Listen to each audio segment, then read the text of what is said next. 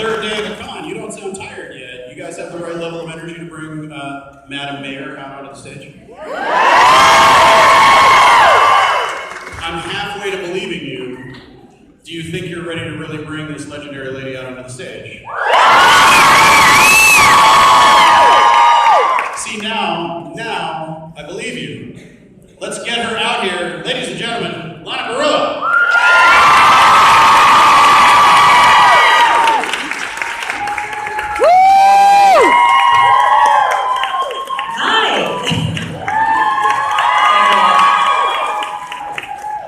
Nice to see you all. How has Dallas treated you so far? Very well. I ate a big fat piece of meat last night. That was good. In Texas, that's how we say doing it right. I was doing it right then. All right. There's a lot of people out here who have seen you in a variety of different roles. I wonder if we can dial back to maybe when you were a kid. What was it that you grew up on? What was it that maybe you rushed home to make sure that you got to see after school? What were you into? What were you a fan of? What would you come to a convention like this to see the actors from? Oh gosh. So I grew up with a dad who really introduced me to a lot of like old classic movies. I personally would probably come here to like meet anyone from like The Godfather. Any like Mean Streets, any of like Scorsese films I saw growing up, a lot of the classic like Deer Hunter. I grew up watching those movies. I also grew up watching The Dark Crystal, which was probably one of my favorite films as a kid. I saw it, I think 3 times in the theater, and I saw E.T. 5 times in the theater. So those are my 2 favorite, I guess, genre, like fantasy films. But I grew up watching westerns too, like Clint Eastwood, and strangely enough, a lot of biblical movies too. So my dad was very religious. So those are the movies I saw. I pretty much saw everything, and a lot of classic films, a lot of black and white, a lot of Buster Keaton. Yeah. Go to Buster Keaton now. I mean, give people a recommendation. What's the classic classics? Oh my gosh, I don't honestly. I just started like watching them as a kid, but I don't remember the names. The one where he falls off the building, aka. Yeah, the one on the train. But yeah, so I saw a lot of everything. My dad had a huge movie collection, and I inherited it, and then I just built on that. So I have a lot of VHS still. Was being raised on those classic films, was that what helped motivate you toward wanting to be a performer? Did you get nudged into it by dad? Was dad resistant to it? My dad was totally resistant to it, did not want me to be an actress at all. My aunt is an actress, and I grew up in a very artistic family, so both sides. My dad was like a suppressed character actor. He was an athlete, some of you know that already. But he and I would put on a lot of performances. I would, as Marlon Brando, put like toilet paper in there, that I was, the Godfather. Some kids play Sesame Street. Yeah. Lana grew up playing Marlon Brando. And a Zulu warrior. That was another thing I did. I'm into kind of weird shit, I guess. Right? It's just different. I've got one more for you before we turn it over to the fans. Let's talk a little bit about Once Upon a Time. You mentioned some love of fantasy growing up. Was getting this gig was part of the cool aspect of it that you were getting to play in a fantasy world? Yes, I would say more having the opportunity to play the Evil Queen, this iconic character now turned human, really. And we've seen versions of that over the years in other films, but this was very unique. I would say out of all the Disney movies, Dumbo and The Little Mermaid are my 2 favorites. Dumbo was something I watched with my dad. My dad and I watched film together, so that was like our thing. And we also used to sneak into the movies and get 1 ticket and see 4 films after church on Sundays. Yeah, thanks, Bobby. That was like our thing. Go to confession next week. Yeah, it was. Saturday, and that was one of the things that we Okay, so like, last Sunday. hey, the huge. So yeah, so. Take it away. Hi, Lana. So you are an amazing spokesperson for the LGBTQ community, and I first want to thank you for that. And secondly, I wanted to ask, do you have any campaigns or fundraisers coming up that you'd like to let us know about?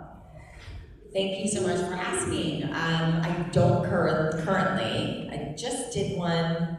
I just did a t-shirt campaign, keeping it regal. Everyone, I've seen some t-shirts out there. Thank you so much. That went to 100 Roofs in Puerto Rico. Puerto Rico still needs a lot of help. And some people ask, they want to give gifts, and is there a fan address or anything like that? I love the gifts. Thank you so much. I need to buy a second home for all my gifts, and I am grateful for that and blessed, so thank you. But the best gift you can give me is a donation to any of the organizations that I support, one of them being 100 Roots, and I love the NRDC because we need to protect our planet. That's critical to everyone. It is a true mother. She is our mother, and so we need to take good care of her. So the NRDC, 100 Roofs, Eva Longoria is a dear friend of mine, and I love what she does. She's all about education, and that's important. So Eva Longoria Foundation as well. Thank you so much. A little follow-up to that, because we used to be fans of your work as designers as well, but I love actors who take that kind of responsibility on. When did you find the call to do charitable work, to get involved in other organizations beyond ones that you're more actively involved in? When did that start for you? That's been my whole life. I don't really talk about a lot of the things that I've done in the past. I just didn't think to share, but my dad was very, very generous, and so was my mother. So growing up, we would volunteer on Thanksgiving and holidays and cook for the homeless. There's been a couple of homeless people that were in my shower growing up. I was like, okay, who's that? My dad would bring... Is that Uncle Steve? Yeah. my dad was always helping people. My family grew up that way. My grandmother, we were talking about, I was just in Brooklyn a few days ago with my family, and we were talking about how my grandmother fed the whole neighborhood. Both of my grandmothers actually would feed the entire neighborhood, and it was like the endless of it, It was just like, we only have 4 pork chops. Nope, we have 40. It was like, where did it come from? My aunt actually made a joke about how, Jesus was always breaking the bread, and then just kept. That was like my house growing up. There was just a lot of food, so I'm a generous person, and I grew up that way. And then some of the stuff that I've done on my own is years ago, right after the tsunami, I went to Sri Lanka and started an art program for, my God, I think it was like 800 kids that I worked with. Thank you. And it was really like, I find that art is extremely therapeutic and very healing, and a lot of children have a hard time putting words to their feelings. They don't really know how to express what's going on inside, and so we have them express it through art, through paintings and drawings, etc., and performances. And for these children that had just lost parents, siblings, grandparents, etc., their homes, it was very, very healing for them. So I did that for about 2 months. I was living in Sri Lanka in 2006. And then I also was in Haiti after the earthquake, and I was there for 2 months as well, working with people that were also artists. So art is healing. So It's incredibly important, and I'm glad that you're as public as you are about it. Some people feel like, oh, I don't want to put myself out there, so look at how generous I am. But seeing these people makes a big difference for a lot of us fans, and it's why a lot of us get involved in organizations like this. So yeah, thank you. Actually, working once was phenomenal on so many levels, but prior to the show, I had a lot more freedom to go out and spend, months at a time in these parts of the world that really needed some help. So now that the show's over, I'm like, okay,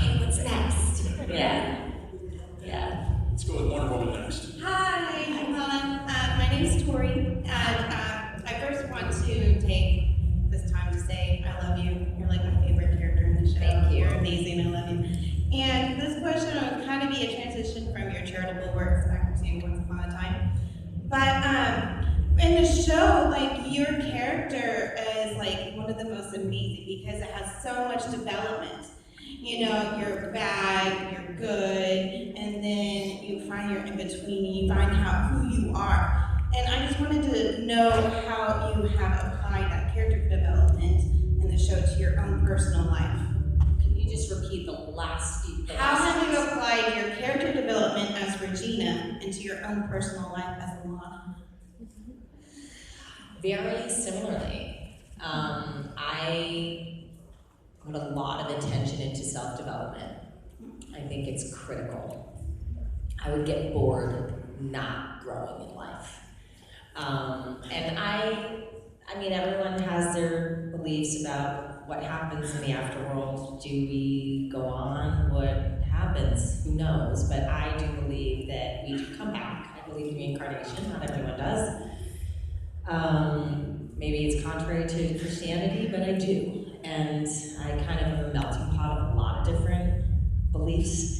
And so I feel like we're here to learn certain lessons in life, and so we don't take them into the next lifetime. So I want to learn as much as I can about myself and others.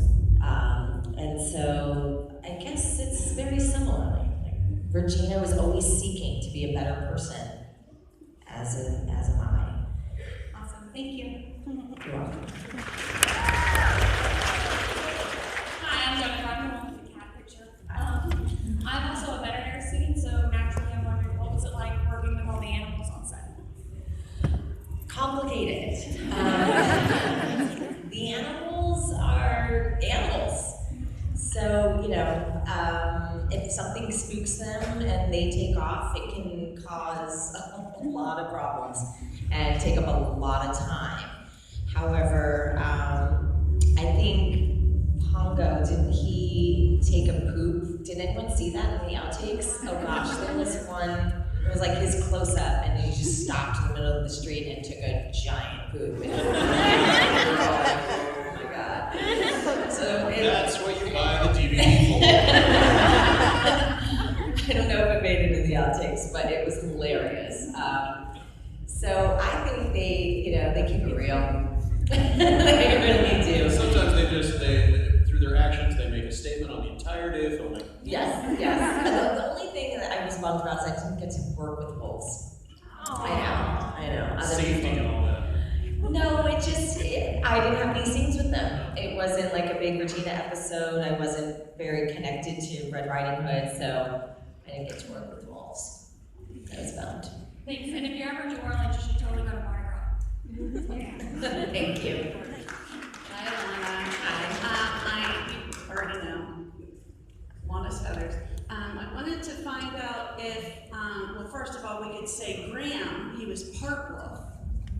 If you remember in the beginning. Graham. Okay, yeah. Yes. So technically you did. I did. Work with a wolf. Kind of. Yeah. Officially, I got it. Werewolf from London. Yeah. Isn't he from London? So, Werewolf from do I- London. Ireland. Ireland, okay. All right. Don't call an Irishman an Englishman. I wrote the quick question down. If you could go back in time and tell a younger version of yourself something that you would want to give yourself hope, to strive to make your dreams come true, or to keep yourself from being discouraged throughout life, what would you tell yourself? To not sweat the small things. Just don't, and don't lose sight of your dreams. I think it's really important to envision where you want to be in life and really see that. My dad would always talk about, when I played softball, he's like, see the ball going over the second baseman. Said, like, just envision it before you hit the ball. And that really resonated with me because I think you can apply that to everything in life. That's on the shirt. Yeah, if you see something, you're like, I want to be here. Like, really don't, strive to get there. Don't lose sight of that dream. So, Yeah, that's I still have to remind myself that today. And then we tried to do that, tried to make it a short version, all the girls, I just made up a quick one for you for that. The other one was I wanted to know if you're going to take Lola to any of your other conventions you have for this year. Maybe. I know, Lola's a really delicate little baby of mine. So,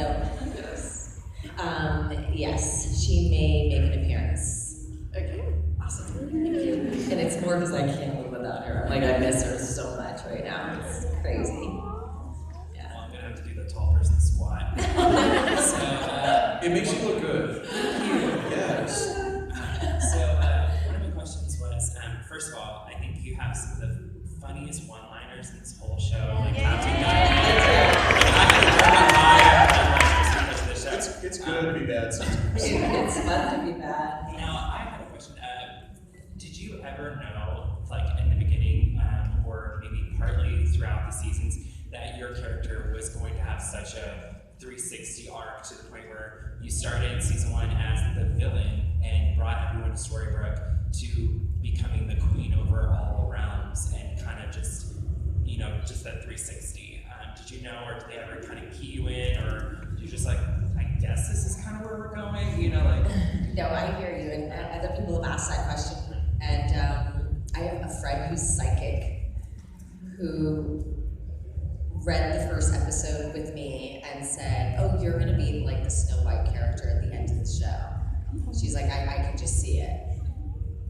And we haven't even shot the pilot. Okay, I don't think that's gonna happen.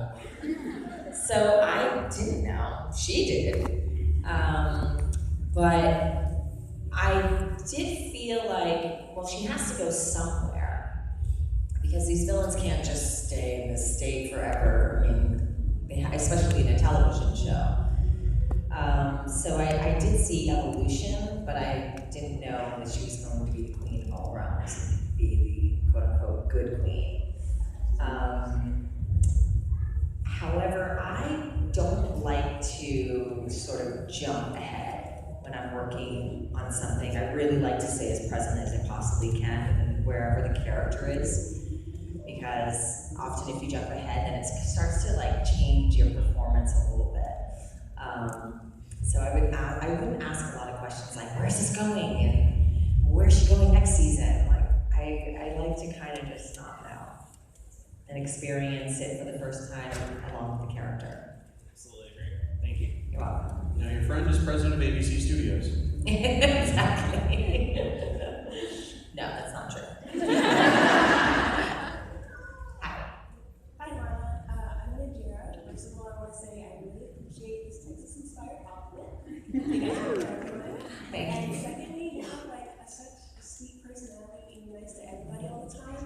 I just wanted to know, are you an introvert or an extrovert? And do you have any tips to like help people not be so shy all the time?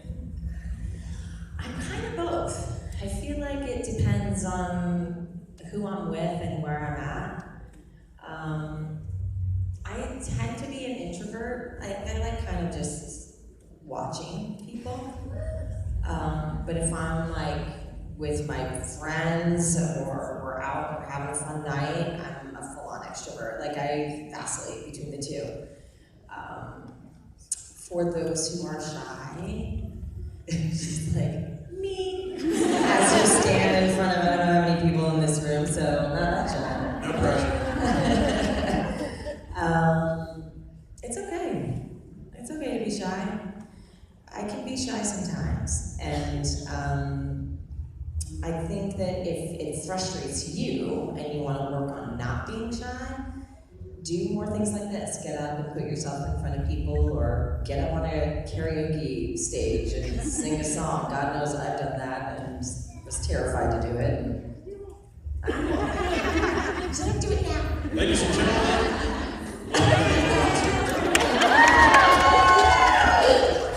Yeah, so I think if it bothers you, then take baby steps towards kind of putting yourself out there.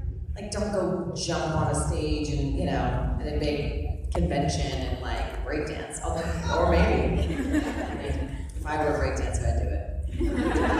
Thank you so much. You're welcome.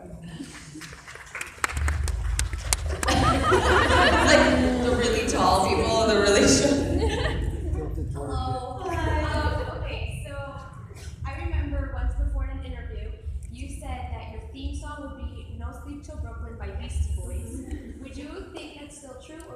in your theme song? I mean, How could you forsake the beast? I know. I'm like, I think it would still be true because I don't know. It felt right. I feel like when I did Kelly with then, who was she with then? Was it Mike? Was it Mike then? Yeah. And I walked out and they started playing that song and I was like, yeah, this was right. Yeah, I think it would still be my theme song. I don't know, I never sleep, so maybe, and to be completely honest, I was in Brooklyn a few days ago, I slept like a baby, so I swear, I said 10 nights, I was in my aunt's house, I slept 10 hours one night and 10 hours the other night, I was in Italy for a month, I traveled everywhere, I haven't slept this well in so long, so no sleep till Brooklyn, I guess. Thank you. You're welcome. You gotta go home to get rest, right? Yes. Hi, Lana. Hi. I just want to know, I know you mentioned before that there was a lot of people, there's been a lot of roles that have played the evil queen over the years and many different actresses have played it. I just want to know what you think you did to stand out enough to land the role of Regina. I didn't compare myself to anyone.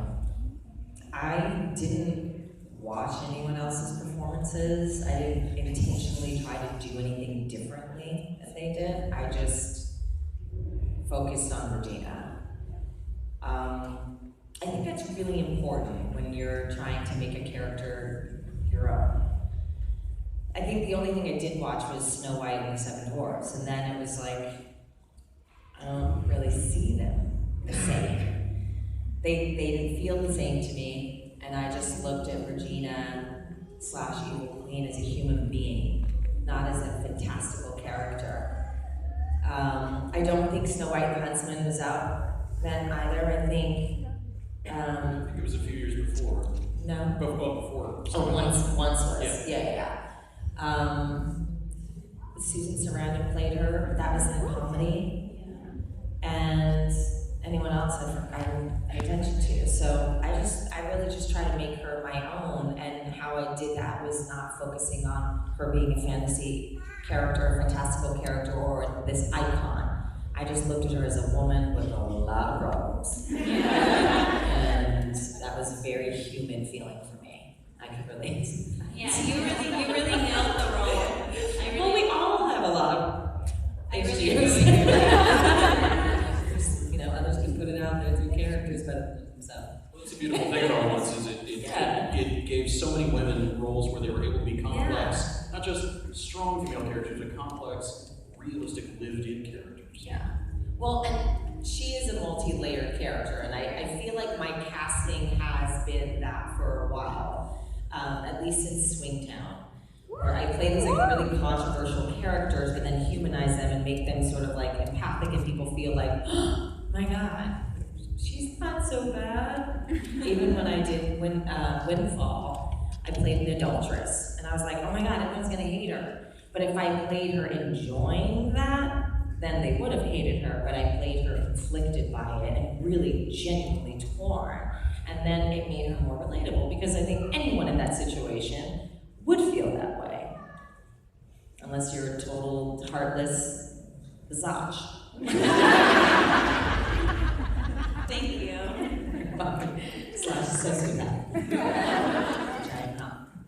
Hi, my question comes from two very special little girls who couldn't make it today, named Erica and Emma.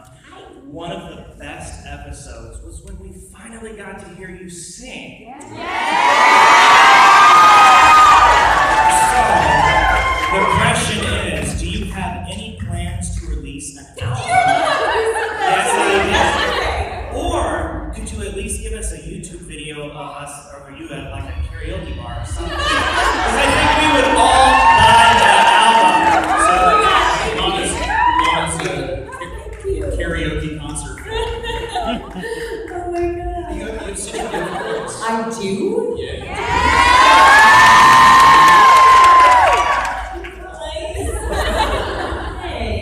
Thank you. So singing was always terrifying. So when I was 8 years old, I was given a solo in school. We had this whole performance. And when it came, like, the piano was playing, everyone was singing, Lana solo. Lana solo. Nothing. And I think it traumatized me. So I was always afraid to sing in front of people, and I thought, I have a crappy voice, like I can't do this. Once upon a time, we're doing a musical episode. What? Okay, what? And I think what helped is that I was her. Do you know what I mean? Like it was easier to sing behind the character than as Lana. So maybe if I develop like a different persona, then I could do it. So I'm gonna Lana after dark. I feel like I would be like a really good soul jazz singer because my voice is so raspy. Although I can sing soprano. A really cold day. So we'll see. Yeah, I'll give you, I mean, everyone will know what I end up doing, I promise you. Like, it will get out there, especially with social media, so you will be the first to know. You're welcome. And thank you for the encouragement, because I mentioned it to someone this morning, and I was like, you know, there's this man that came up to me and said I should put out an album. I'm really considering it.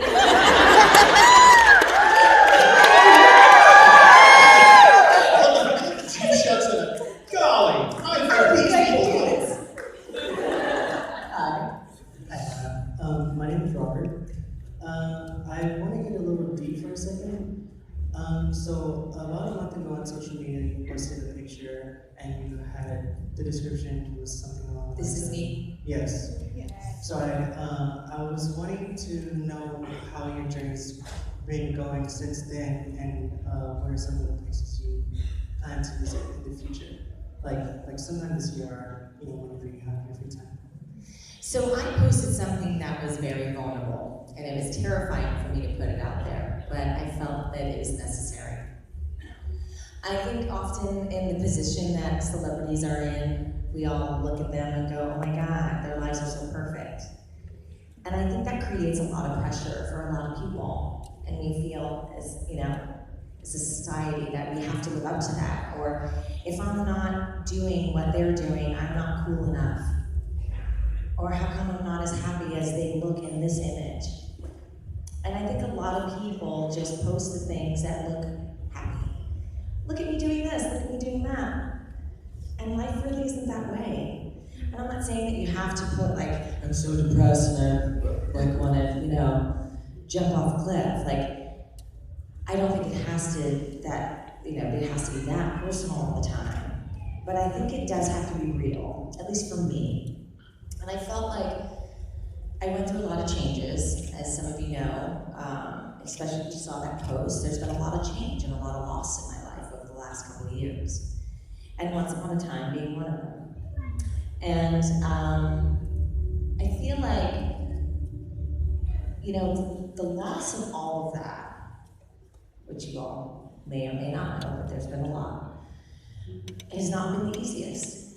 And I think it's important to share that because I think a lot of people are afraid of what is really going on inside, what they're feeling, or these big changes in their lives, or people that they've lost, or schools they didn't get into. And I feel like people are afraid of their feelings. And so it was my way of encouraging people to not be afraid, that all of us struggle in some shape or form, and to sort of embrace that. To not get super bogged down by it because you can fall into deep depressions, but also just to not be afraid of it, to know that it's very human to struggle. And so as I'm on this journey, this is me, I portrayed Regina for 7 years. I lived her life more than my own. I was a wife, I was a stepmother, and people that are parents and have children, that it's where did I go? Oh my God, I used to work out. What happened to that? I used to read more, and now I don't, because you got 3 kids that need you. And I think that people lose themselves. And there wasn't a full disconnect to who I am, because I know who I am at the core, but I just missed Lana. I missed the things that I used to do. And so this has really been the year of everyone's like, what are you working on next? I'm working on me. And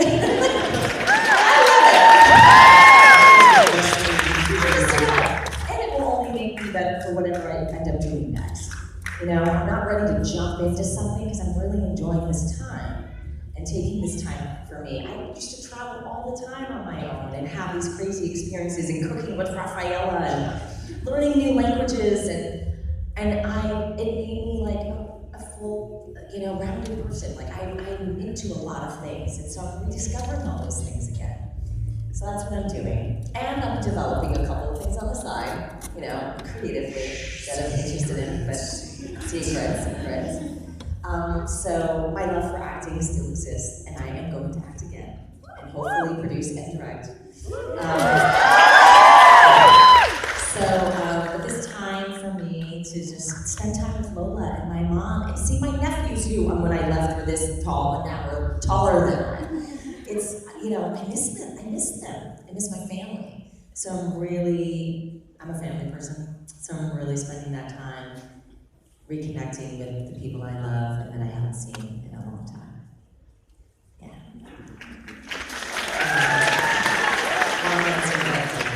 Let me know we've got about 10 minutes left. We're going to get to everybody we can. Okay, sorry. Keep it short. Don't be sorry. We're doing great. Good job. Hi, Lana. My name is Reggie. You're an amazing actor. Thank you. I want to know what your favorite episode or season is. Excuse me, that was sweet too. My favorite episode overall out of 156? Season, thank you. I love season 1 because it was so new for everyone. We were all of us were discovering who these characters are. So that's a very special season for me. I also love season 6 because I grew a lot as an artist and as a director. It was like really the beginning of this sort of interest in, I think I can direct, because I was playing 2 characters, and I learned a lot. So I would say those are my 2 favorite seasons. You're welcome.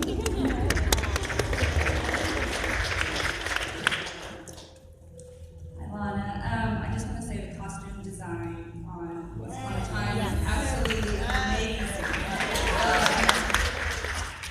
Do you have a favorite costume, and did you get to keep any of them? Did you get to, or did you decide to? Yes and yes. My favorite is one that was banned, actually. That sounds like a story in and of itself. It was, I think, season 3, episode 2 or 3, long black, it was rubber, and no one knew that, but I felt it because it was July. So it wasn't the most comfortable, but damn, it was sexy. It was really this low cut mesh, yeah. And I like stuff like that. Sorry.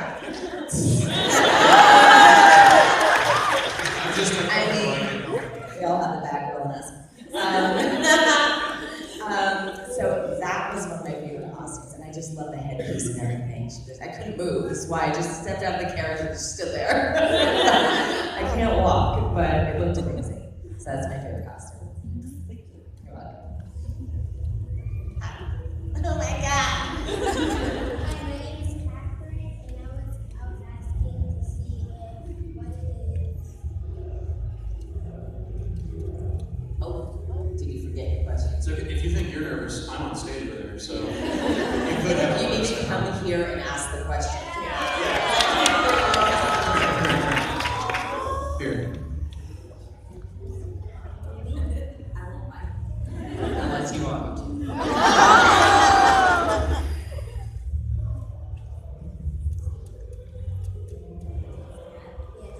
Was it about the costume and a favorite episode, who I like playing?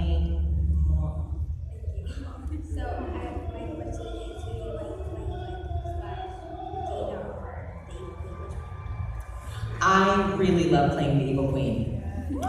Because I felt as her, I don't know, it was like, it's like the actor in me that loves being a character actor, you know? You really get to transform and be someone else. And I got to do things as her that I could never do in life because I would get arrested.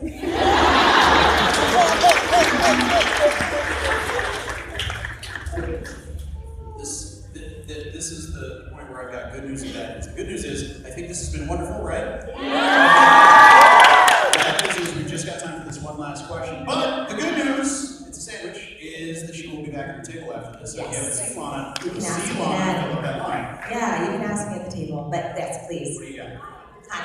You remember me, don't you? I do remember you. You were once a brunette. Yes. And you saw me like 4 times yesterday. Well, first thing I want to say is like you had your connection with Lola, and I found a dog on the street, and I have that same connection with my dog. But I'm just drawn to your energy. Like when I was getting ready for my photo op, I was just like really excited that I was going to get to see you again. And I love your energy. You're just perfect. And Thank you. when you posted that this is me, I was going through my own issues as well, and I was just able to relate to you like that much more. So I was just like, I don't know. If I could just spend like more time with you, that'd be great. Well, that's so sweet. So thank you. And I'm really happy that that post helped other people. I didn't know that it would do that, but you know, being in a position where you can inspire, and like I said, I hope to continue to inspire everyone as I'm trying to figure out this life. It's really encouraging, and it just warms my heart to hear that it moved you and you felt more connected to me, so thank you. To wrap things up, thank you so much for coming out here and listening to all of these stories. I love them. To close things out without betraying any confidences, I'm sure that many people have told you very personal stories, very meaningful stories about things that they've gone through in their life, that watching the work that you've done has helped them get through in one way or another. What has the experience been like on your side of things, meeting your fans and having those stories shared with you? It's incredible. I had no idea that Once Upon a Time / Regina Evil Queen would have this impact on people. It also opened me up to this world. I've never went to conventions. You know, I loved actors, but I never really had the courage that all of you have to come out and meet people and share your stories. So it's been really inspiring for me. And it's